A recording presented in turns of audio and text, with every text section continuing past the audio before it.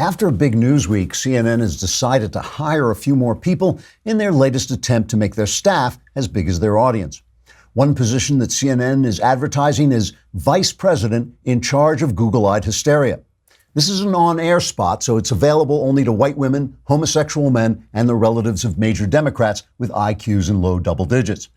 The vice president in charge of Google-eyed hysteria has the responsibility of setting his hair on fire and running into camera shot, screaming like a lunatic every time Donald Trump says or does anything that involves Russia, immigration, the Supreme Court, or something that can be somehow construed to have an adverse effect on black people.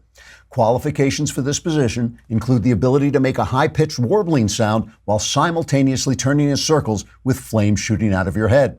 CNN hopes that hiring a vice president of Google-eyed hysteria will lessen the workload on Don Lemon, who now will only be expected to look solemnly into camera while saying stop, please stop over and over. Please stop it. Please stop. Another position that CNN will soon fill is on-the-scene screamer of stupid questions at public officials.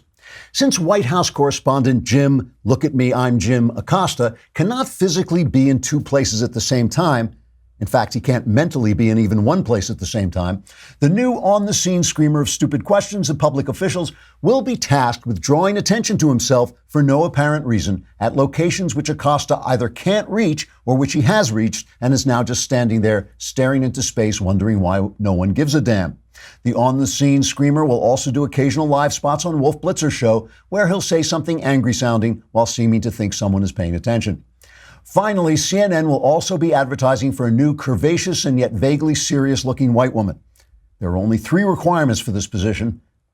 I forget the third one. Trigger warning, I'm Andrew Klavan, and this is The Andrew Klavan Show. I feel hunky-dunky, life is tickety-boo.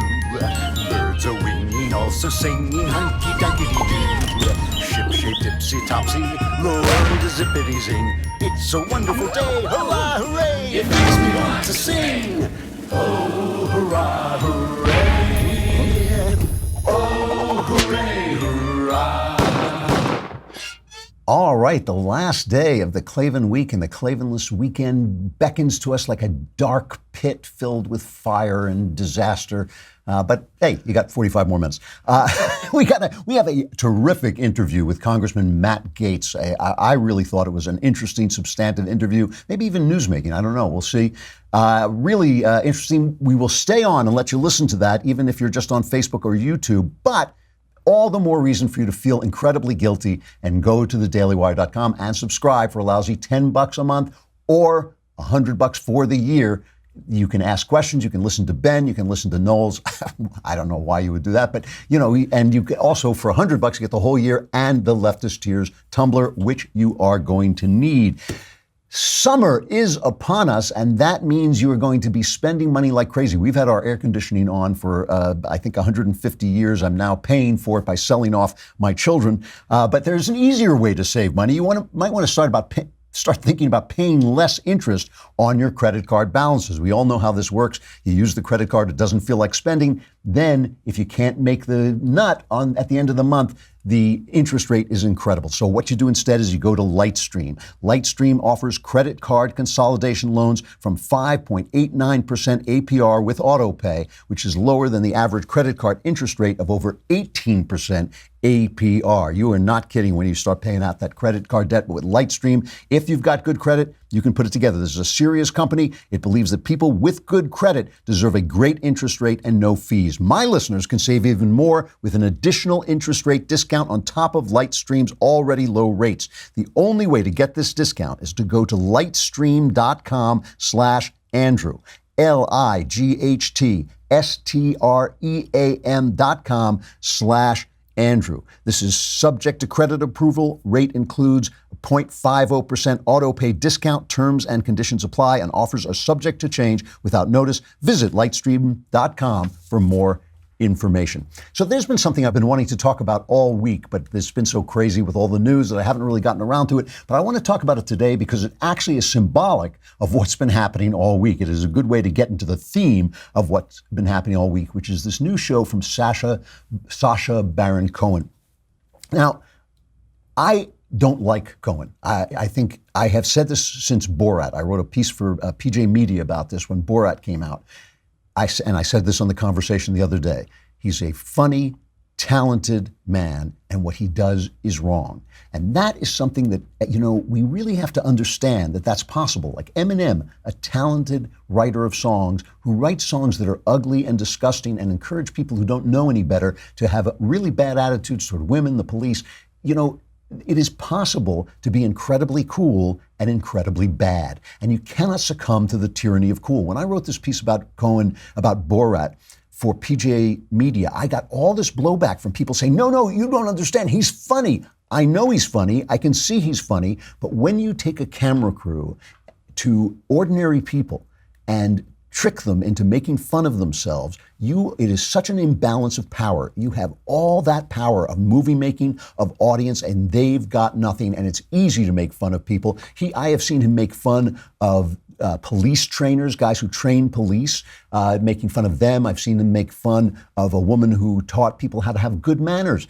Just ridiculing her and making her embarrassed on camera and then putting that on camera to make fun of her. That is such an abuse of power. I really believe it started with David Letterman. I don't have any problem with a guy going out and asking questions of people and the people don't know the answers, and that's kind of funny. That's one thing. They know what they're getting into. They can walk away if they want to. But to pretend you're somebody you're not and lead them into making fun of themselves is just wrong. It is an abuse of the power of show business, and show business has tremendous power. So he's got a new show out, and of course it's called Who is America? And he's British, by the way, so this is this guy from overseas attacking us, and it's always directed against middle America. He just thinks middle America is the stupidest thing ever, and a lot of attacks on gun rights.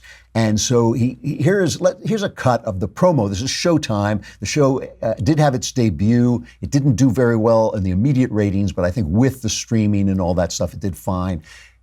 I find this incredibly anti-Semitic, typical Jewish anti-Semitism. He pretends to be an Israeli guy trying to sell to people the idea that children as young as 3 should be armed, which is funny, and these guys are public officials, so maybe it's not quite as bad as doing ordinary people, but still, I found this incredibly anti-Semitic. Here it is. We start a program in Israel for kindergartens. Okay. We train them from the age 16 down to the age 3. Yeah, well, I think it would be a good idea. It's genuinely funny. I'm not denying it. He is a talented, funny guy. He did get caught. I just want to play this part just because I got a kick out of it. Nora Sweden, a California gun owner, spotted him when he came in. And here's a report on that. He comes in off the bat. You can see in the video, I'm looking, I'm like, this guy does not look like a Hungarian immigrant. Tight leather pants, a beard. It just didn't fit. But he says it's what Cohen said after that handshake that really blew his cover. I want to buy a gun. Like that, talking like that. And I just kept looking at the guy and I was like, you're Borat. As soon as I said that, his eyes just looked at me and he did a B-turn right out the door. Sweden says the video shows Cohen bailing on his crew after he gets called out. So then he turns to question the producer. We're talking to the people. They don't want to give us an answer. We basically told them, get the out. You guys are all full of have a great day. Get out. That's also funny. I said he was a California gun owner. He's a gun store owner. The guy came into the gun store. I love the fact that he ditched his crew. Rob, I would never leave you behind. I put you in front of me, and so I wouldn't get hit. But I would never leave you behind. So here is the thing. It's funny. There are stupid Republicans, and you can get people to say stupid things on camera when they're trying to be nice to you. They're trying to be polite. People are always trying to adjust to you so that it's easy to kind of lure them in to this thing, and you can get people to say stupid things. But you don't have to fool the Democrats to say stupid things. See, this is the difference between the Republicans and the Democrats. You can find stupid Republicans. A lot of times you find them online on the comment section and stuff like that. But the Democrats, what they believe is stupid. This is the party of, it's a party of socialism. It's the party of abortion. It's the party that is supporting a corrupt deep state attacking our elected officials. This is the party where the central premise of this party is they're in charge. The government is charged. The government will take care of you, but they get to tell you what to do. It is completely antithetical to America. So my point about this is, yeah, you can make fun of us. You can make fun of Donald Trump when he makes a mistake in Helsinki. I think he did make a mistake in Helsinki, but who is doing Putin's business? Who is helping Putin out? What does Putin want? Putin, and he's been, you got to say, Putin has been incredibly successful. You want to talk about when Trump called Kim Jong-un a talented leader? Vladimir Putin is a talented killer. He is a talented gangster. And we'll get to this in just a minute. But first we have to talk about software advice. And the thing I love about software advice is you say, what does software advice does? It gives advice about software. Listen, there's a lot of stuff. I'm a writer. I have to do a lot of research. When I don't know something, I go to the experts. If you want to know about software, and I often do, you can call software advice. When it comes to picking the right software for your business, software advice has done all the research for you, and their team of advisors can point you in the right direction so you can start working more effectively right away, and it's free. That is cheap. It's actually free. Just go to softwareadvice.com/Klavan and answer a few short questions about your business. You'll be connected with an advisor to discuss the best software options for your need. It takes about 10 minutes or less, and whether you're a medical professional, a construction manager, an HR pro, anything, software advice will save you time and help you make a more informed decision. And if you're an entrepreneur like me and you work solo, software advice is a great way to get an expert opinion even without the resources of a big company. Softwareadvice.com/Klavan will get you started to end the software struggle today. Softwareadvice.com/Klavan to connect with an advisor for free. Softwareadvice.com. And the first question you want to ask him is, how do you spell Klavan? It's Klavan. There are no E's in Klavan. I just make it look that way. All right, so here's the thing. Who is doing Putin's business? Putin wants to divide us. He wants our government mixed up and arguing and screaming at one another. He wants to make hot button issues even hotter. Who is doing that business? Trump has now adjusted his message, right? He did an interview with CBS, and he's now saying, oh, yes, I get it. You know, I trust the intelligence people, and Putin did, in fact, hack our elections. But you haven't condemned Putin specifically. Do you hold him personally responsible? Well, I would, because he's in charge of the country, just like I consider myself to be responsible for things that happen in this country. So certainly, as the leader of a country, you would have to hold him responsible, yes. Did he say that with Putin? I have no idea whether he actually said that with Putin, but at least he's got the message right now, okay? So who is doing Putin's business? Is it Donald Trump for making the same mistake that Obama made? And he referenced that thing with Dmitry Medvedev where Obama said, oh, yeah, I'll have more flexibility after the election. We can take out the missiles. We won't have to put missiles into Europe, which he actually didn't do. He actually followed up on that and came through. That was considered a kind of momentary gaffe, a little bit of a blip in Obama's brilliance. Trump essentially makes a momentary gaffe, and it's Armageddon. What serves Putin more?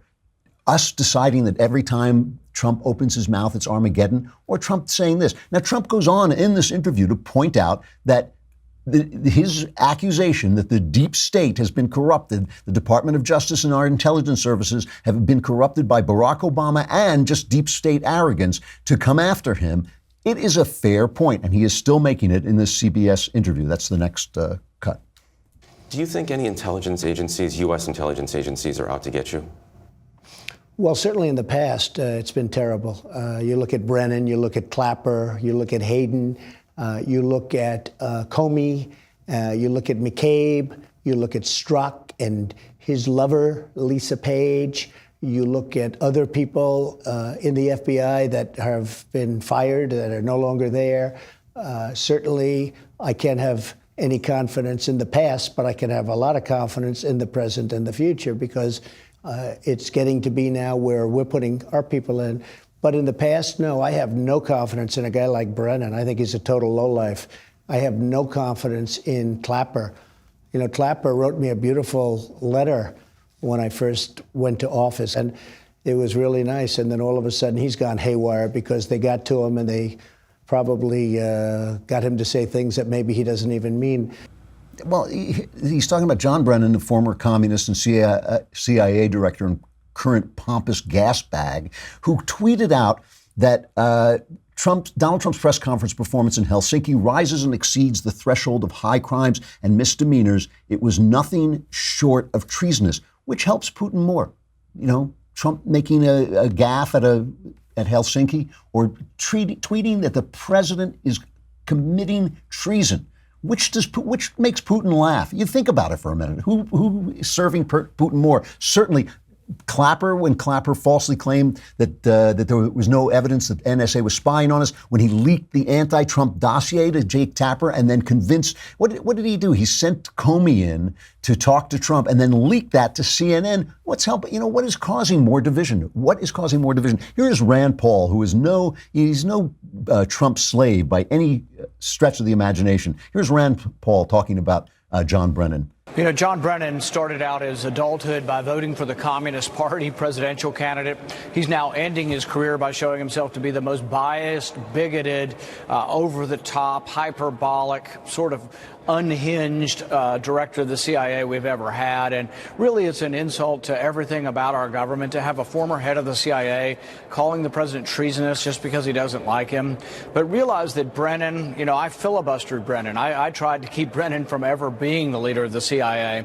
But realize that Brennan and Clapper are known for wanting to expand the authority of the intelligence agencies to grab up everyone's information, including Americans. And so I don't have a lot of respect for these people. Even before they decided to go on hating the president, I disliked these people because they wanted to grab up so much power and use it against the American people.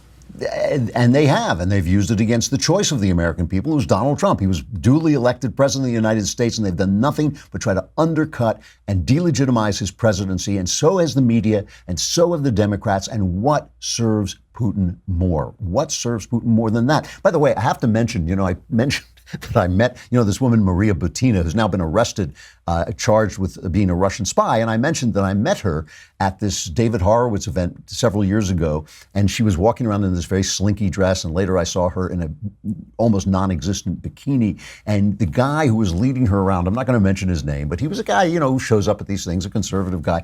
And I'm such a naive, or let's put it this way, my mind is so much in the gutter that all I was thinking about is that she was trying to pick up a rich American husband. It never occurred to me that she might be a spy. And of course, I have no secrets to share except how to write a really effective action scene. I thought I'd have turned that secret over to her in a minute.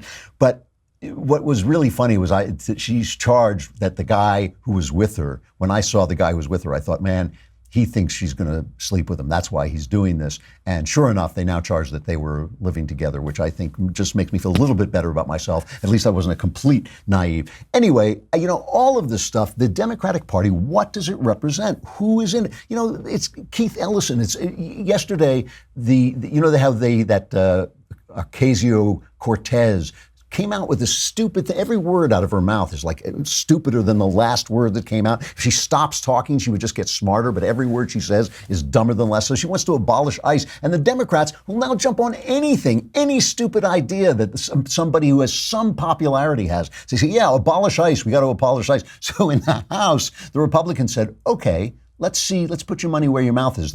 They put a non-binding resolution to support ICE, to support the law enforcement work of ICE. And I think 133 Democrats voted present. Unbelievable, these guys. And then they were saying, well, that's not fair. You're making us vote. You're making us put our money where our mouth is. We just wanted to scream without going on record. And they scream, but there's still children being separated at the border. These are the people who hate the police. They hate ICE. They hate our borders. Keith Ellison, one of them, their congressman, he is saying that borders themselves it's just not fair that we have borders. This is cut number 11. They allow capital to travel over borders, and all capital is people who happen to own something we call a corporation, which is a legal arrangement which gives them special rights, and labor, which is a regular person, cannot travel back and forth across the border. And so corporations, certain people who get certain rights, can go back and forth across the border seeking out the lowest wages, but people, regular people, cannot go back and forth across the border seeking out the highest wages. So what it creates is an imbalance. It creates an injustice. Why is that nonsense? Because American corporations can go out across the border. American workers can go somewhere else for better pay. American workers can go to another country for better pay. What we're saying is you can't come here and become an America. In San Francisco, they began registering non-citizens, including illegal immigrants, to register to vote in the November election for the city school board after passage of a 2016 ballot measure by San Francisco. This is a beautiful city now covered in homeless crap, and the crap from homeless people. It's a lawless city. It's a dangerous city. It's an ugly city that used to be beautiful because of the left. And now they're letting illegal aliens vote in school board meetings. This is who they are. These are the dealers with Iran who sent them cash on pallets in the middle of the night. These are the people who let Russia back into the Middle East in Syria. Donald Trump made a mistake. Who serves Putin's purposes most? Who does it? It is definitely the Democrats, and it is who they are. I got to play this clip. This is an English clip, Channel 4. Just ordinary voters.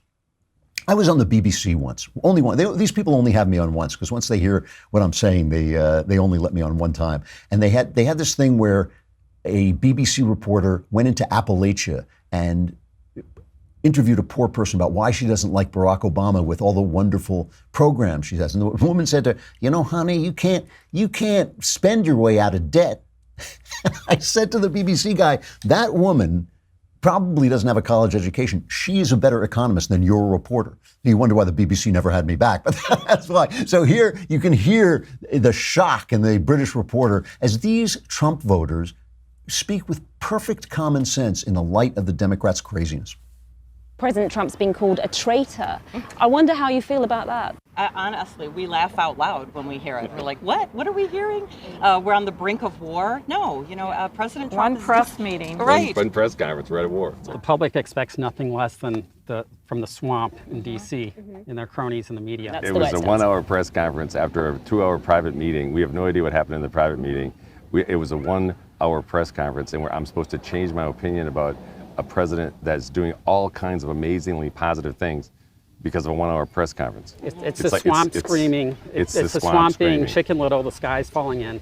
And the American people are getting tired of it. But you've got Republicans criticizing President Trump. Those are never Trumpers. And you know what? We love when Trump is Trump because it exposes them, and we love that. We love seeing it. We can focus on what Trump says in a press conference, or we can focus on what he actually does. Yes. And he's put people back to work, record low unemployment for Hispanics, for African Americans, record high employment for the whole country.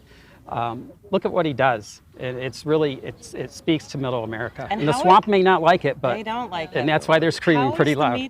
See, I have not said that Trump was right. I think that Trump not only is wrong in what he did in Helsinki, what he said in Helsinki, he is wrong in his attitude toward Putin. There's no deal to be made with a gangster who wants to wipe you off the face of the earth. You can make a deal with a gangster who wants something from you, who's like a leech who wants to suck blood out of you because the leech doesn't want to kill the host.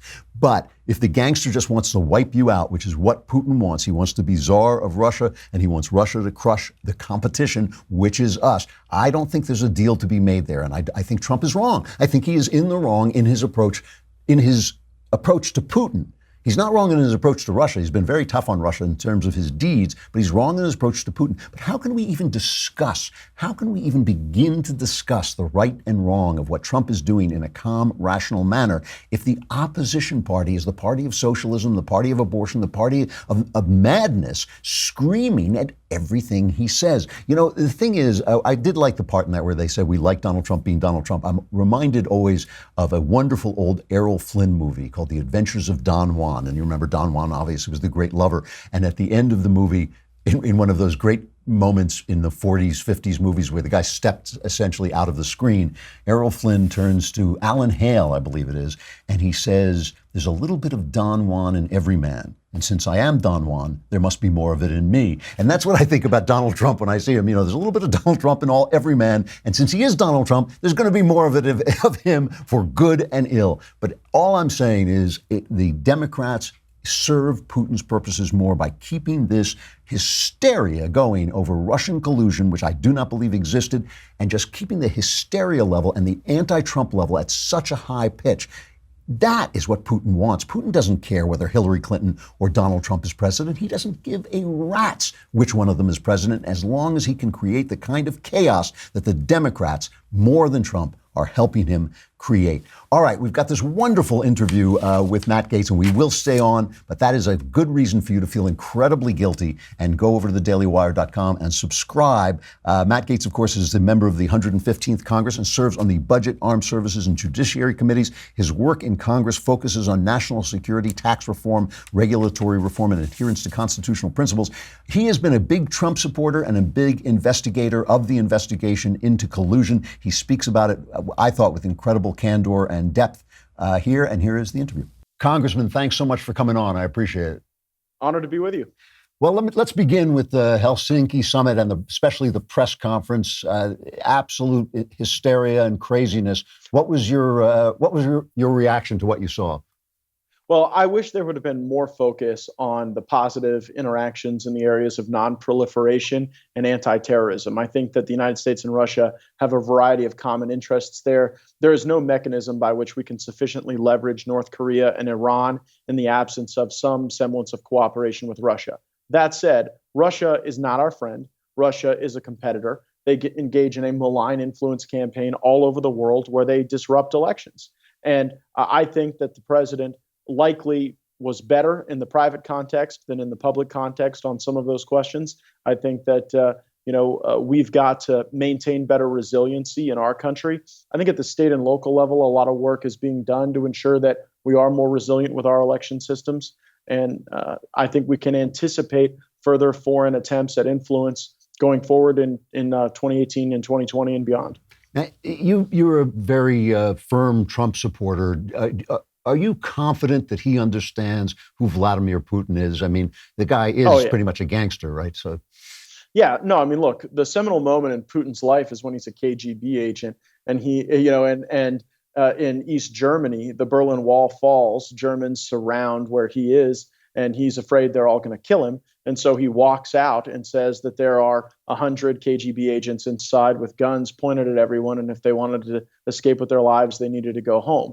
And so that kind of frames Putin's fear of any sort of popular uprising and the brutal efforts he's willing to take, including killing journalists and killing political opponents in order to maintain power. I think the president understands that. I think the president was far more focused on some of the objectively measurable outcomes that we could get from broader cooperation on the proliferation space and in the anti-terrorism space. Now, people are hammering the president over the fact that he disrespected our intelligence community over this Russian investigation. And there are two investigations. There's the Russian hacking investigation, and then there's this investigation into whether anybody in the Trump campaign colluded with this. And they seem to get kind of smushed together, both in the media's mind and sometimes in the president's mind. Were you upset at all at Mueller delivering these new indictments, just before Helsinki? Did that bother you at all? I mean, I think that the timing was obvious to essentially troll the Strzok hearing that we were having in the Congress and also the president's visit. But it wasn't, the timing wasn't my biggest concern about these indictments. There's a reason why we don't do counterintelligence in Article 3 U.S. courts. I'm far more concerned that one of these Russians will show up in the United States and stand on U.S. soil and say, I'm here to obtain the full complement of America's constitutional rights. I want to engage in discovery. I want to take depositions, and I want a full trial on these questions. I think that could be more detrimental to our intelligence apparatus than Bob Mueller may suspect. So in other words, by indicting them, they left them open to getting the kind of information they might want to get. Right. I mean, way. You know what we ought to do when people interfere with our elections and engage in this type of activity? We ought to retaliate with force. We should not invite them into an Article 3 court for an airing of grievances. I think it's far too deferential to the Russians to give them constitutional rights in U.S. courts. So let's talk about this Strzok hearing. It was certainly a lot of fireworks and hilarious fun. I mean, I had a good time watching it. Did you learn anything from this? Did we learn anything from talking to Peter Strzok? Definitely. This was the first time that anyone associated with the FBI publicly admitted that the dossier was introduced into the intelligence bloodstream through Bruce Orr, who is the spouse of Nellie Orr, who was hired to work for Fusion GPS on the dossier. That had been in the Nunes memo. The FBI had issued broad statements that not everything in the Nunes memo was accurate. And this was the first confession that that was the case. So that's kind of at the outset of the investigation, or what I would call the first rotten bookend. I think on the back end, the new revelation we learned is that when Robert Mueller brought Peter Strzok in and dismissed him from the special counsel's probe, he did not ask a single question about a single text message, right? Like he didn't say, well, when you said we'll stop him, what did you mean by that? What were you willing to do to stop him? And I'm a lawyer, and perhaps one of the things that Bob Mueller was doing as an attorney was not asking a question he didn't want the answer to. But it's really troubling to me that, like, when Mueller gets rid of Strzok, he has absolutely no curiosity as to the extent to which Strzok's bias influenced investigative decisions up to that point. Now, you so also, those are two new facts. And in terms of Strzok's lover, Lisa Page, we're getting word that in a closed session, she was a little bit more, she cooperated a little bit more. Were you in on that session? Yeah, Lisa Page was definitely more forthcoming than Peter Strzok. Now, she also maintained that her bias didn't impact any of her decisions. Bias affects the subconscious, I should say. Bias can affect you without you knowing it. That's the reason why we don't let biased people sit on juries or serve as judges over cases or serve as prosecutors. And so Strzok and Page say, we held these views, but that didn't impact our investigation. So in that sense, she was the same as Strzok. But there was one particular text message that Strzok wouldn't give answers regarding that she did. It was the text message contemporaneous with James Comey's firing. And Strzok says, we've got to open up that case we've been waiting on while Andrew McCabe is the acting director. And Page agrees that they've got to go ahead and do that. Strzok would not answer what that matter was about. Previously, Rosenstein had indicated behind closed doors to some of my colleagues that had nothing to do with the Russia investigation. That was some ancillary matter. And we got information from Lisa Page that was inconsistent with what Rosenstein had said and far more illuminating than what Strzok had offered. You know, one of the things that always bothers me about bias, especially in the media, but this is a good example as well, is not that individual reporters or editors are biased, is that they're surrounded by people who only agree with them. So there's nobody there to say, oh, you're being a little biased. Let's find a different way to say that. Do you have any faith in the Mueller investigation at all? I don't, because you're right. It's become an echo chamber for the Never Trump movement. I mean, when it's hard to understand why Robert Mueller would hire as one of the attorneys on his team someone who defended the Clinton Foundation. Right. It's hard to understand why he would hire the very person who defended the individual who ran BleachBit over the Hillary Clinton email servers. It's hard to understand why he hired Weissman when Weissman had such an active role, literally attending Hillary Clinton's watch night party. So when you look at the staffing decisions, it's really hard to have confidence. Now, when it comes to the facts that are laid out in the indictments, I agree with those facts, not based on the fact that Robert Mueller presented them, but based on the fact that it's consistent with what intelligence officials have said to me all over the world. You know, as a member of Congress, we travel a good amount. And when I go to a country, I typically meet with the CIA station chief. And I have heard a number of stories that I believe to be accurate about how Russia tries to influence and undermine democracies as institutions all over the world. And that's entirely consistent with the facts laid out in these indictments. But Mueller was appointed not to investigate the collusion aspect of this, wasn't he? That was where he was supposed to go. Not one of his indictments has touched on that. Correct. And one of the things that concerns me is that there don't really seem to be four corners to what we've asked Robert Mueller to do. Rosenstein provides his initial direction to Mueller and gives that to the Congress. But then there were subsequent memoranda to Mueller expanding his authority that was not shared with the Congress. And that really ripens this question, right? Like either at the end of the day, it's either elected people that make the final decisions or it's unelected people that make the final decisions. In most cases, in the executive branch, the elected person is the president, and that's who's ultimately responsible in their conduct, and they're held accountable by the voters. But here, since the president is a subject of the investigation, you have these bureaucrats who believe that they are accountable to no one. And whether you're a Republican, a Democrat, someone who believes in civil liberties like I do, that should concern all of us, that unelected people would have unchecked power to maintain an investigation regarding anything they'd like for as long as they'd like. I think that's troubling. It also does seem to me, as just an outside observer, it seems to me that they're stonewalling you guys and they're actually hostile toward congressional oversight. Today, Bill McGurn in the Wall Street Journal suggested that the President Trump should simply declassify all the documents that you're trying to get at so that they can't redact them all the time or hold back on them. What do you think of that idea? We do need the president's assistance, particularly to declassify documents from before the 31st of July.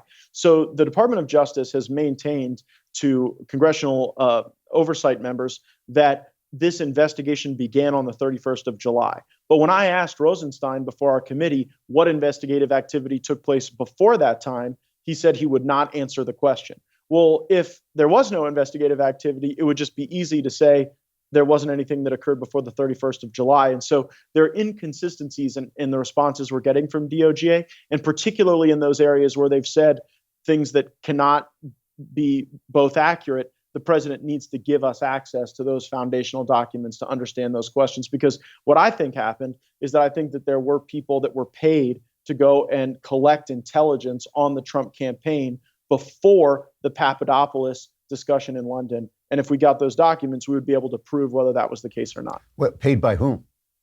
By the United States government. I mean, I believe that we're going to see six-figure payments to people who were then asked to go and run and collect intelligence on the Trump campaign. You believe that the United States government was paying people to collect counterintelligence on the Trump campaign before there was any information from Papadopoulos or the Australians or anything? Yeah, and my basis for that belief is that when we ask questions about it, they won't answer. And if the answer was no, it'd be very clear. It'd be very easy to just say no, right? Now, I don't want to say that I'm certain of that. Yeah. It's my suspicion, right? And that's how you develop facts throughout a case. And so if the president would declassify that information, we would see whether or not those payments were in fact made. And I think they were, but I'm happy to be proven wrong. If we get access to the documents, or even if we just got straight answers, I'd be willing to say that was an unfounded suspicion. But as long as they're stonewalling, it really raises the question. Can you think of any reason why President Trump would not declassify these documents? I think the president really wants to have a hands-off approach to this. I think he does understand that his excessive entanglement with the process functions would be really, would be a downward pull on his presidency. And so I think he's trying not to do that. It's a very awkward dynamic, right? Where he is the subject of the investigation, but at the same time, he's the only elected person in the executive branch. I have to ask, if you think that the government was paying people to investigate what was essentially the opposing party at that point, do you think that this goes up to the White House? Do you think Obama was involved in those decisions? Well, we asked a lot of questions about what it meant when Strzok and Page were texting back and forth about the White House wanting to be up to date on information and wanting to be involved. Again, I mean, I think that would be a very serious charge, but we'll only know the answer if we get the document. So I don't want to say that I'm certain of that. I don't know if it was a lower level decision, but until we're able to really understand that decision tree, it really undermines the integrity and the independence of the Department of Justice and the FBI, because we're left wondering whether or not they were used to obtain a political outcome rather than an investigative outcome. Wow, that's really something. I have to ask you just one political question. All this just seems like will go away if you lose the House, if the Republicans lose the House in the midterms. How are you feeling about that right now? Well, my concern is that there are people at the Department of Justice who know that. And so time is their friend. The longer we say, okay, well, here's a deadline. Well, now instead of meeting that deadline, we're going to have a meeting. And then we're going to have an extension. And then we're going to have redacted documents. And then we're going to fight over those redactions. And then we're going to set a new meeting and then a new deadline and have more meetings. That seems to be the Groundhog Day cycle that we're in currently. And if the Democrats take over, my suspicion is that Mueller will very soon thereafter issue a report to Congress that the Democrats will use as a basis for impeachment. That's why the midterms are so important. I do believe that if the Democrats take over Adam Schiff will be elected their speaker, and that the most fundamental question they'll have to manage is the impeachment question, and it will be bad for the country. Do you think, how are you feeling about your chances? Well, November is a long way away. I feel great about the economy. And I think that at the end of the day, regular folks just want to know whether or not they have a reason to be more optimistic about their future. I think that's what every election's about. If people feel like their hopes and dreams are more in their grasp as a consequence of what's going on in the country, I think they're likely to keep the current party in power. If people feel like their dreams are diminished, that they don't have opportunity, they can't get that raise, that new job, their business can't grow, then I think they vote for a different group to come in and run the place. Right now, I think, all the data we see is that Americans are more optimistic about their economic circumstances than at any point, certainly since the early 2000s. Yeah, no question about it. Congressman Gaetz, thank you very much. A really interesting interview. I hope you get what you're looking for. I'd like to find out myself. I think most of America would. Thank you. If we get the documents, we could come back and chat about them on your podcast. Please do come back. I appreciate it. All right. Really interesting interview. It's really funny. Whenever there's a Republican who's doing a good job, the minute he's either stupid or evil. So they were saying this is a big meme on the left that Gaetz is stupid. And I was sitting there talking to him and I thought, yeah, you can say something about him, but you can't say he's stupid. All right. Stuff I like. Oh, it's Andrew claiming stuff I like. Woo! Yeah! That obviously was somebody who works here or used to work here or works here for the next, I'd say 20 seconds, as long as it takes me to get down the hall. That was Alex Zingaro. All right, the Sinner. I rarely binge anything because I don't have time. But the thing I liked about the Sinner is it started on USA Network and then moved over to Netflix, and so it's 45 minutes an episode. And I found myself binging it, and I actually watched. I'm embarrassed to say this, but one day when my wife went to bed early, I think I watched 4 episodes, and it's only like 8 episodes. It's a really entertaining crime drama. It's based on a novel by Petra Hamasfar. It's been a little bit. It's dark. I got to tell you, it's a dark story. It's apparently less dark than the novel, which I haven't read. The novel takes place in Germany. This takes place in upstate New York. Jessica Biel does an excellent job. She was the executive producer on it, and she's been trying to get these pretty girls as they get older. They have to work very hard to get good parts. She's still very beautiful. She turns in a terrific performance. And the story is an ordinary wife and mom one day picks up a knife and just kills a guy, slaughters a guy at the beach, and in plain sight in front of everybody. And the question is not who did it, it's why she did it. Here's the trailer. Where did you stab him? In his neck. I've never met him before in my life. I think there's something wrong with me. So the crown jewel of it is Bill Pullman's performance as this very, very neurotic cop who's kind of falling apart. He's enslaved by this kind of dominatrix. This is the new thing. It used to be when they wanted to show that a guy was dark and had trouble, he was a drunk. But now he's got a dominatrix. But he turns in I couldn't decide for a lot of the show whether he was giving a mannered, overwrought performance or he was just playing a guy who had a lot of mannerisms. He couldn't look at people in the eye. But I ultimately decided that it was a really good, intense, complex performance. There was also another woman in it, and I cannot find out. I've had a hard time tracking down who she is. If I get her name, I'll come back and say it. But she plays a cop, a feminist cop, and she's a horrible, horrible human being, and she gets this character just right, and it is really good. She's kind of the classic character who comes in from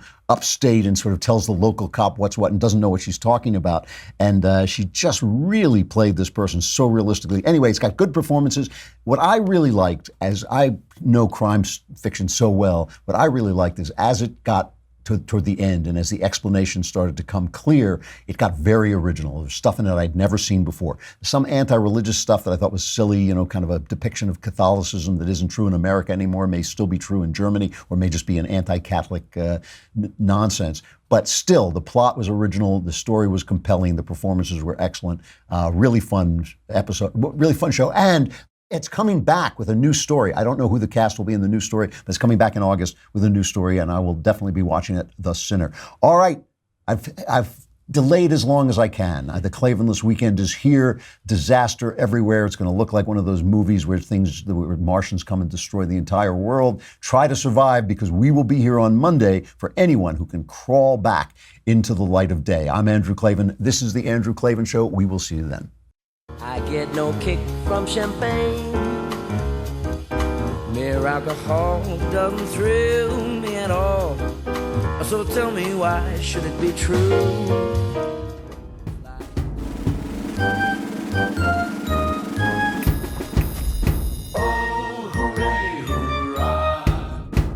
The Andrew Klavan Show is produced by Robert Sterling. Executive producer, Jeremy Boring. Senior producer, Jonathan Hay. Our supervising producer is Mathis Glover. And our technical producer is Austin Stevens. Edited by Emily Jai. Audio is mixed by Mike Cormina. Hair and makeup is by Jesua Alvera. The Andrew Klavan Show is a Daily Wire Forward Publishing production. Copyright Forward Publishing 2018.